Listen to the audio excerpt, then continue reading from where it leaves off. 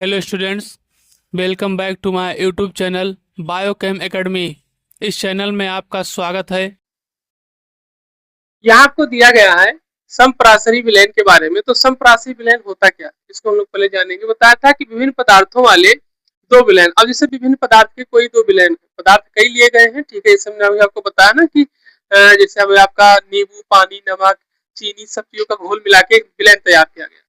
तो विभिन्न पदार्थों वाले दो विलयन जिनके प्राशन दाब समान, ठीक, ताप पर समान होते हैं। प्राशन दाब भी समान हो और ताप भी क्या हो, समान हो, तो उसे समप्रासरी विलयन कहते हैं। यहाँ पे बताया क्या गया, ये आपका प्राइमरी पोजीशन यहाँ पे शुरू होता है।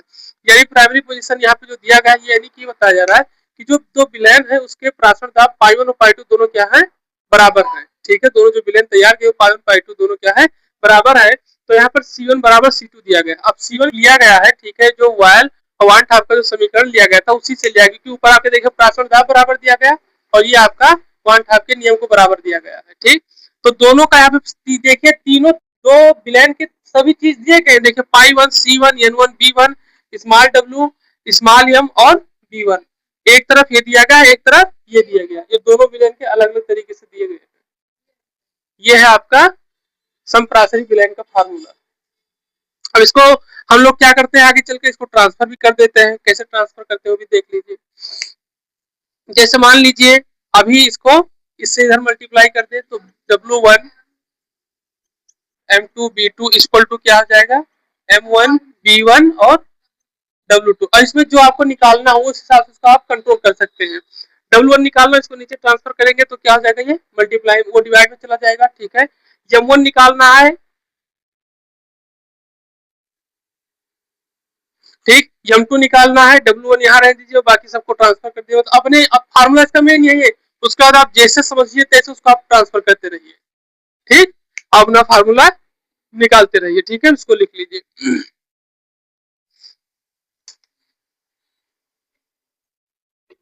कुछ जानेंगे, देखिए इसमें बताया है कि जब समान ताप, ताप क्या हो, समान, ठीक है, और समान ताप पर दो विलयनों को, तो अब यहाँ सबसे पहले एक चीज ये भी ध्यान रखिए कि ताप क्या हो, समान हो, और जो विलयन हो, जो विलयन हो दो हो, लेकिन दोनों विलयन के ताप क्या हो, समान हो। ध्यान रखिएगा, ठीक है। जैसे पता है कि अगर कोई एक विलयन तैयार किया गया है, कोई एक विलयन तैयार किया तो उस दूसरा विलयन जब तैयार किया जाएगा तो इस तरीके के विलयन बहुत मुश्किल में होते हैं, मतलब बहुत मुश्किल से मिलते हैं कि जिसके दोनों ताप क्या हो, तरीके से दोनों विलयनों के ताप क्या हो, समान हो। तो ध्यान रखिएगा, यहाँ दिया क्या जा रहा है कि समान ताप पर दो विलयनों को अर्धपारगम झिल्ली द्वारा पृथक रखने पर जिस विलयन का प्राशन दाब अधिक होगा, ठीक है, उसे ही अतिपराशरी विलयन कहा जाता है। ठीक है, उससे क्या कहा जाता है, अतिपराशरी विलयन बताया जाता है। अब इसको हम समझेंगे।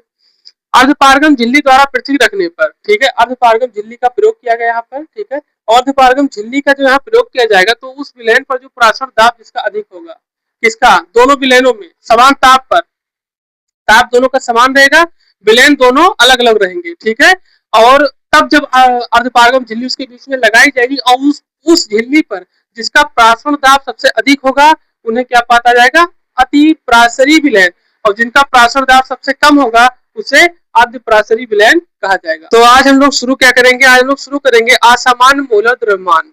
ठीक है, अब नॉर्मल मोलर मास के बारे में लोग जानेंगे। चलिए हेडिंग डालिए, असामान्य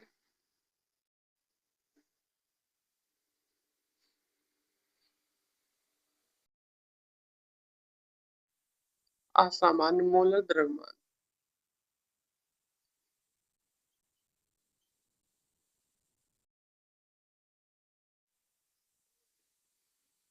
चलो इसको लिखा दे, एक लाइन है, फिर उसका इस तरीके से समझा इसको। ठीक, तो पहले लिख लीजिए, संगुणन पर अनुसंख, लिखिए संगुणन पर, संगुणन पर अनुसंख। सबसे पहले इसमें बताया है कि जब किसी विलेय या विलायक में, ठीक है, विलेय हो या विलायक हो, ठीक है, तो विलेय विलायक से जब एक तरीके की व्यवस्था बनती है कि विलयन तैयार किया जाता है। ठीक, तो जब विलयन तैयार किया जाता है तो उसमें जो विलेय है, ठीक है, जो उसमें क्या है, विलेय है, और साथ साथ उसमें विलायक, तो इसका एक तरीके से तैयार होगा आपका विलयन। तो अब हम लोग इसको समझेंगे। ठीक, तो यहाँ बताया जा रहा है कि जो आपका विलय है और विलायक है, तो विलयन जो तैयार होता है तो इसमें कोई ना कोई ऐसा वो होगा, संगुणन की स्थिति में क्या होता है, कोई ना कोई ऐसा इसमें पार्टिकल होगा जो ये कार्य करता है कि किसी के ऊपर किसी का दबाव ज्यादा बढ़ जाता है। ठीक है, दबाव ज्यादा किसका कैसे बढ़ेगा देखिए, इसमें यही बताया जाता है कि संगुणन पर जब गुण एक तरीके से समान हो, ठीक है, अणुसंख गुणों में कमी आने लगती है। तो जो अणुसंख गुणों में कमी आती है, यानी किसी या विलय के या विलाय के किसी न किसी के पार्टिकल में क्या हो जाती है, कमी आने लगती है, जबकि वियोजन अणुसंख क्या हो जाते हैं, तब बढ़ने लगेंगे, तब वियोजन के जो अणुसंख होंगे वो बढ़ने लगेंगे। समझिए, जैसे मान लीजिए एक विलय लिया गया है और एक विलायक लिया गया है।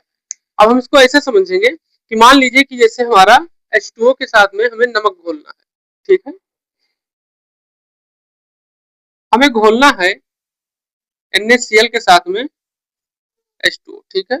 तो NaCl अगर देखा जाए तो NaCl जो कम मात्रा में रहेगा, ठीक है, और H2O ज्यादा मात्रा में है, ठीक, तो NaCl के जो पार्टिकल होंगे, ठीक है, उन पे दबाव कौन डालेगा, तब H2O डालेगा क्योंकि उसकी मात्रा ज्यादा है, ठीक है। तो यहाँ यही बताया कि जबकि अणुओं की संख्या क्या होते हैं, जो वहाँ के वियोजन की जो संख्या धीरे धीरे बढ़ने लगती है, तो जब वो उस पर दबाव डालेंगे, ठीक है, तो जो HCl होगा और तेजी के साथ घुलना शुरू हो जाएगा। और अगर हम जितनी मात्रा में H2O को लिए उतनी से ज्यादा मात्रा में अगर हम कहीं NaCl को बढ़ा रहे हैं, ठीक है, तो NaCl एक ऐसी स्थिति है कि उस पर वाटर पे दबाव डालना शुरू कर देगा, ठीक है। तो इसके कारण से इसके वियोजन की संख्या और संख्या क्या हो जाएगी, बढ़ने लगेगी, ठीक है। तो यहाँ यही चीज बताया जाता है, क्या बताया जाता है, असमान, तब हम लोगों का क्या तैयार हो जाए, असमान मोलर द्रव्यमान तैयार होगा, कि जिसमें एक की संख्या बढ़ती जा रही हो और दूसरी की संख्या वियोजन की कम होती जा रही हो। मतलब चाहे विलय हो और चाहे विलायक हो, किसी न किसी की संख्या घटती है, किसी न किसी की संख्या अगर बढ़ती है तो एक तरीके से असामान्य मोलर द्रव्यमान कहलाते हैं। अब जैसे इसका हम अगर रिएक्शन देखें यहाँ पर तो इसका रिएक्शन देखें तो क्या बनेगा, ये बनेगा आपका NaOH प्लस HCl, ठीक है, ये बनेगा आपका सोडियम हाइड्रोक्साइड प्लस HCl, ठीक है। अब यहाँ अगर देखा जाए तो सोडियम आपका एक तरीके से सॉलिड के रूप में है, ठीक है, और ये आपका क्या है, लिक्विड के फॉर्म में है, ठीक। तो अब यहाँ पर देखा जाए तो दोनों एक तरीके से HCl भी लिक्विड हो गया और सोडियम हाइड्रोक्साइड भी तरीके से क्या हो गया, लिक्विड के फॉर्म में आ गया।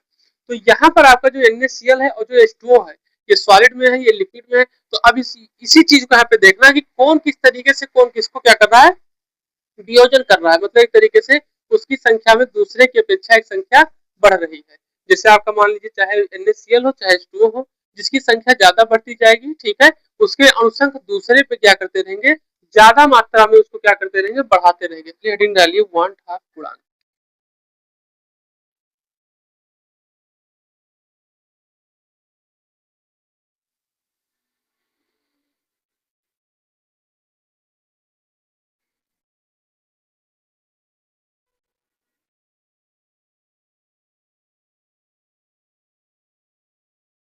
देखो फिर इसको मैं बार फिर से समझा।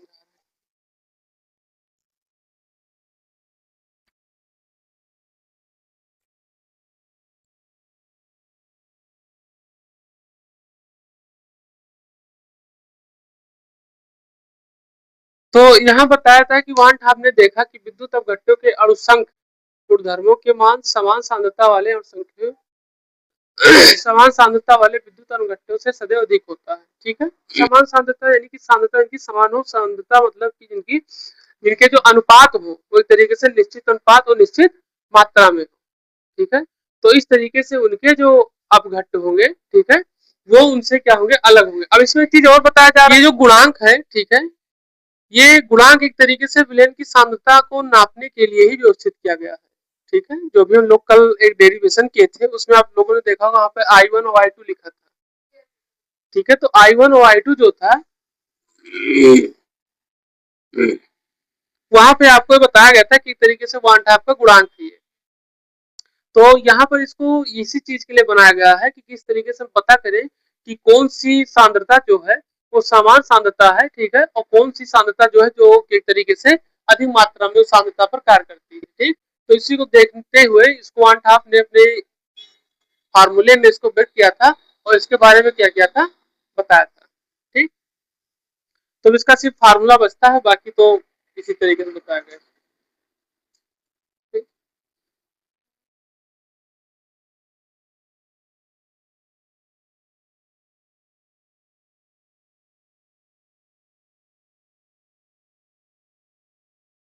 मिटा इसको, कुछ पूछना तो इसमें नहीं है इसको। तो यहाँ सबसे पहली चीज आपको जो यहाँ पे दिया गया है pi B equal to R T के रूप में, तो हम लोग कल फार्मूला सिद्ध किए थे, इसी पे हम लोग क्या करेंगे अब आई का प्रयोग करते हुए, ठीक है, क्या करेंगे इसका उपयोग करेंगे। तो यहाँ पे आपका pi B equal to I R T हो जाएगा, इक्वेशन नंबर फर्स्ट। ठीक, अब इसमें एक इसमें दिया गया है आपका प्रेक्षित मान और एक इसमें दिया गया है सामान्य मान, तो ये आपका है प्रेक्षित वैल्यू। और इसी तरीके से pi B equal to I R T ये दिया गया है आपका सामान्य। ठीक, हाँ सेम ही है, लेकिन वहां पर आपको प्रेक्षित दिया गया है प्रेक्षित गुणधर्म, ठीक है, और यहाँ पे आपको दिया गया है समान गुणधर्म। अब बताया था कि दोनों समीकरण को अगर हम भाग कर देते हैं, समीकरण 1 व 2 से, ठीक है, तो इसको जब भाग करेंगे तो आपका बचेगा क्या, पाई प्रेक्षित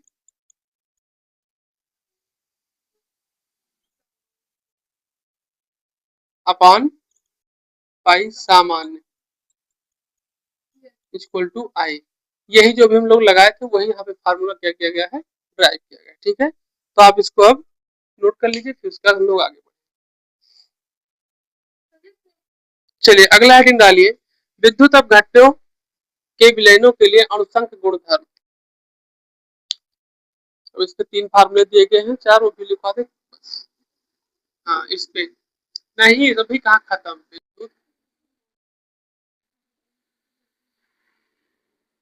विद्युत अपघट्यों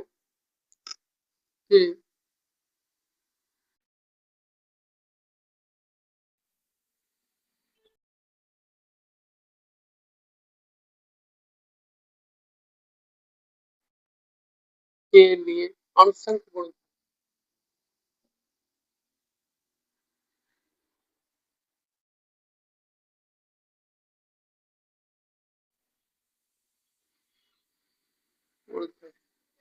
आप सब इंटर फाइनल में ये सब चीजें ध्यान रखा कीजिए कि कहाँ से स्कॉलरशिप व्यवस्था बन रही है। पहला हेडिंग डालिए प्रासरण दाब।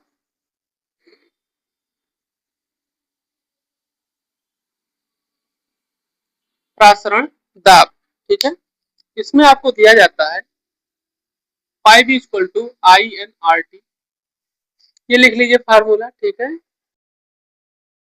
अब इसके बाद फिर हम लोग अगले टॉपिक पे चलेंगे। ठीक है, कुछ पूछना उसमें तो बताओ, नहीं तो फिर आगे बढ़े। वैसे कुछ पूछने लायक में बच्चा भी नहीं होगा कि आप उसमें कुछ पूछें, लेकिन जो समस्या तो बता दो। चैनल को लाइक करें, सब्सक्राइब करें, शेयर करें और कमेंट करें। The top important concept is coming up next. Subscribe now to the Biochem Academy. Don't miss it.